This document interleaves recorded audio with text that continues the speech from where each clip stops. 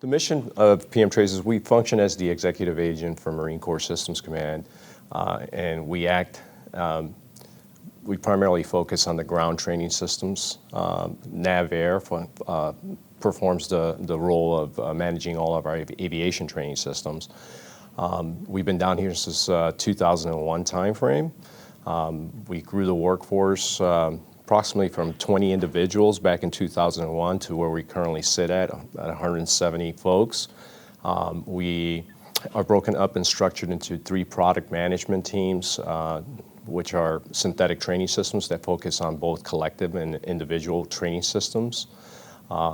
They do all the constructive as well as virtuals.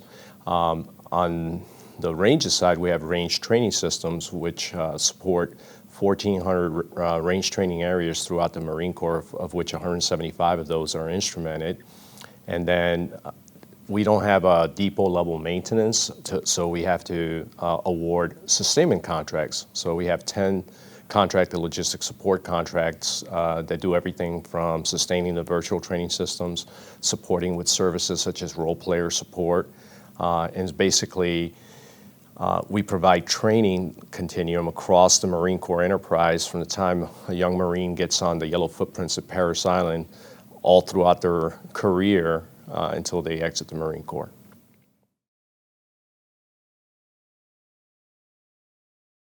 So when I got back, because I was fortunate enough to be down here in 2015 through 2017 as the Deputy Program Manager, and then I went on a fellowship to Georgia Power Company, Secretary of Defense Executive Fellowship. As I took over the PM, there was a lot of new authorities granted to the acquisition, DoD acquisition. So I wanted to make sure that our team was prepared to take advantage of those authorities. So professional growth and development of the workforce was initially my priority. Then I had 2 other priorities, which was grow the workforce, because we were going to be getting a lot of new requirements coming down from our requirement sponsor, Training and Education Command.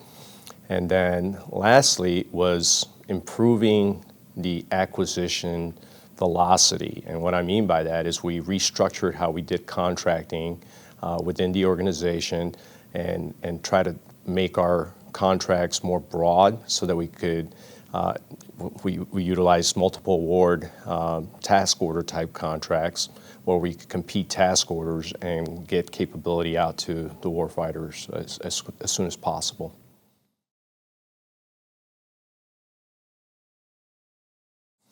I think we've found success in all 3 because the workforce is obviously executing to those things. We were the first program office in the Department of the Navy to, specifically in the Force on Force Training Systems next, to utilize other transaction authorities to do rapid prototyping.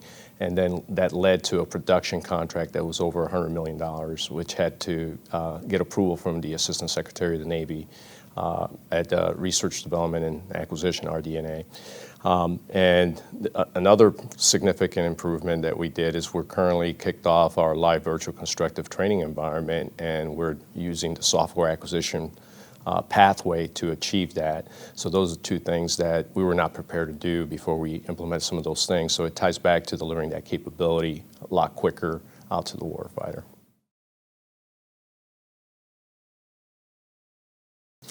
I got to tell you, the biggest challenge was working through the pandemic. There's nothing in a playbook that's going to prepare us to do something like that. And going from an organization that's fully in a brick and mortar building, coming into work all the time, and not having the assets to do virtual training and the tools and the collaboration that we lost. So there was a little bit of a slip in schedule when that affected us, but then we were able to get the collaboration tools, Microsoft Teams, et cetera, to be able to continue to work.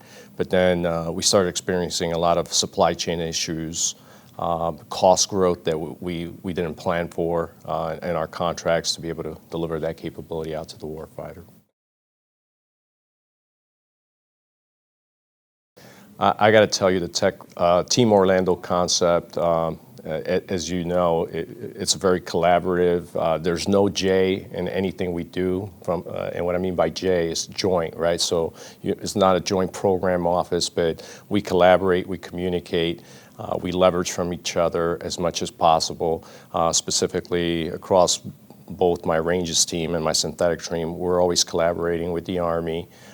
Just most recently, we kicked off our live virtual constructive training environment. We had a huge development conference. We had over 155 participants, and we were able to host that at the Tech Grove just to get everybody level set as to what LVCT TE is going to deliver to the warfighter in the next 12 months using that software acquisition pathway that we just talked about, utilizing agile software development and agile program management. Okay, so I'm an avid cyclist. I do a lot of road biking. I try to cycle about 3 to 4 times a week. I am part of the Seminole Cyclists cycling group. And what I like is that their motto is, "We build strong riders." And it closely aligns to our Marine Corps culture when it comes to that. So I'm always cycling. We do about 120 to 150 miles a week.